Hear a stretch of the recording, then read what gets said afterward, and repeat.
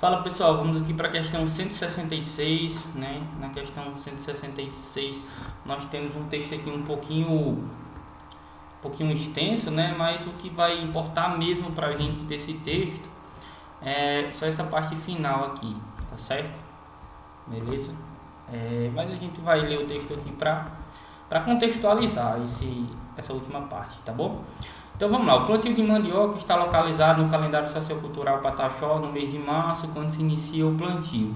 E sua colheita acontece de 8 a 12 meses depois, que é o período em que se inicia a farinhada, o momento em que todos da comunidade estão fazendo a farinha.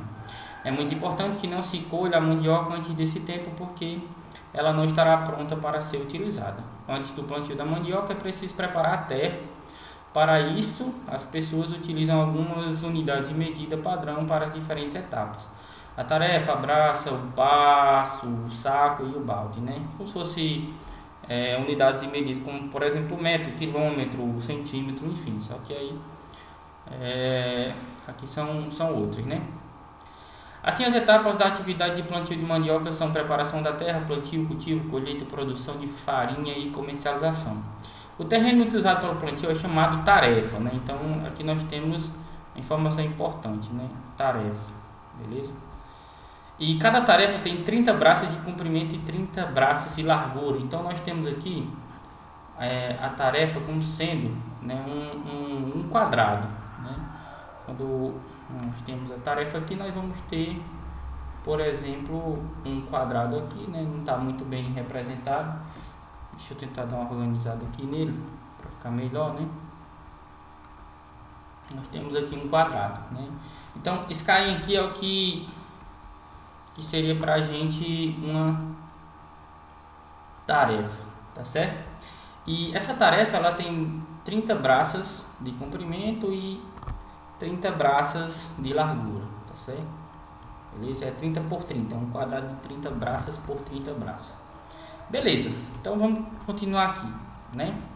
Um agrônomo, ao pesquisar sobre o sistema de plantio de mandioca dos Pataxós, ficou bastante interessado em saber quais as medidas de uma tarefa. Com essa motivação, montou um esquema que representasse o formato em metros de uma tarefa, né? Sabendo que uma tarefa equivale a aproximadamente 43,56% de um hectare. Aí ele nos dá uma informação aqui muito importante, né? Ele diz para a gente que um hectare, né, equivale aqui a 10 mil metros quadrados, né? O esquema em metros que o agrônomo montou para a representação correta da tarefa Pataxó foi D. Então ele quer saber aqui na realidade, né, quais são as dimensões, aqui dessa tarefa em metros, beleza? Quer saber quais são as dimensões dessa tarefa em média. Como é que a gente vai fazer isso, né? Ele fala que uma tarefa, né? Ele fala que uma tarefa, ela equivale a 43,56%, né? Então, se é por cento, é por 100 de 10 mil metros, né, quadrados, 10 mil metros quadrados. Beleza? Tranquilo. Aí o que nós vamos fazer aqui, né? Nós vamos cancelar aqui. E dá para cancelar 0, eu cancelo com esse 0 eu também cancelo com esse. Então o que foi que sobrou aqui pra gente, né? Sobrou aqui pra gente que uma tarefa, né, vai ficar sendo 43,56 vezes 100, que iria ficar 4.356, né? Beleza? 4.356. Tranquilo? Aí agora, o que é que nós temos que fazer, né? Nós temos que saber agora qual é o valor do lado do quadrado aí da tarefa, tá certo? Qual é o valor do lado do quadrado aí da tarefa? Como é que a gente vai fazer isso, né? Vamos fazer isso da seguinte maneira. Nós temos aqui que 30 braços, né, de comprimento e 30 braços de largura, né, nos dão uma tarefa. Se eu tenho 30 braças de comprimento e 30 braças de largura, o que acontece aqui, né? Acontece que se eu quiser saber essa quantidade de braças em metro, eu vou ter que multiplicar pela equivalência de uma braça em metro. Só que eu não sei qual é a equivalência de uma braça em metro, tá certo? Então eu vou dizer que uma braça em metro vale x metros, tá certo? Uma braça em metro vale x metros. Então se eu tenho 30 braças, então quantos metros eu teria? Eu teria 30x, certo? Tranquilo? Então se eu tenho 30 braças, eu teria 30x, em que x é equivalência em metros. Então o que acontece? Essa tarefa aqui, ela ficaria o seguinte: se eu quiser encontrar o valor de x, né, que é equivalência em metros, ficaria 30x vezes 30x é igual a, né, 4.356, beleza? Só que se eu pego 30x vezes 30x, né, o que eu vou obter? Eu vou obter aqui 30x ao quadrado, beleza? Que 30x ao quadrado é 4.356. Ele quer saber as dimensões do terreno, né?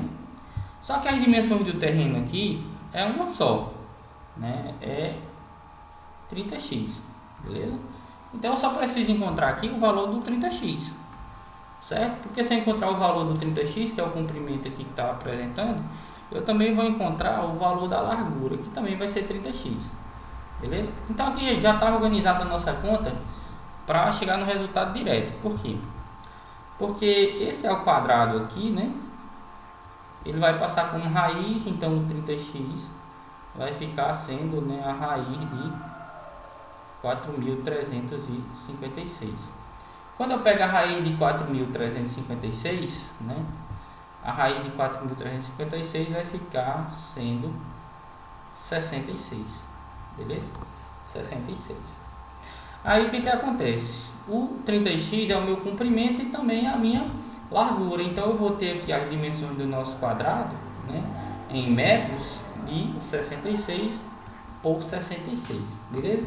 Ah, Rafael, se eu quisesse encontrar o valor do x, o que eu faria? Você faria a divisão do 66 por 30, né? Quando eu faço essa divisão do 63 por 30, vai ficar 2,2. Então esse seria o valor do x, né? 2,2. Só que quando você pega 2,2 e multiplica por 30, você vai voltar aí para o 66. Então você poderia fazer assim para encontrar direto o valor do x e depois multiplicar por 30. Você iria achar a resposta sendo a mesma, que seria 66, tá bom? Espero que tenha ficado claro nessa parte, né? Ela é uma questão não tão simples, mas também não é impossível, né? É uma questão que com a prática dá para resolver ela, tá certo? Mas ela não se encaixaria como uma das questões mais fáceis. Espero que tenha ficado claro, né? Até o próximo vídeo.